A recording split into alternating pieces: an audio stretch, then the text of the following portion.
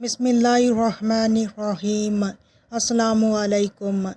اگر کسی شخص کو بخار ہو اور وہ کسی بھی دوائی سے نہ جاتا ہو تو چاہیے کہ ایک گلاس یا ایک جگ میں پانی لیں اور اس پر یہ آیت پڑھ کر اس پانی پر دم کریں، اور یہ پانی دم کیا ہوا مریض کو دن میں 3 بار پلائیں۔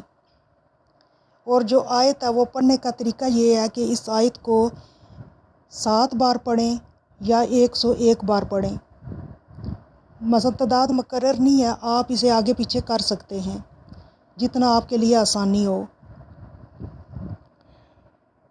تو اس آیت کو پڑھ کر پانی پر دم کریں، اور یہ آیت یہ یاد رکھیں کہ طاق عدد میں پڑھنی ہے۔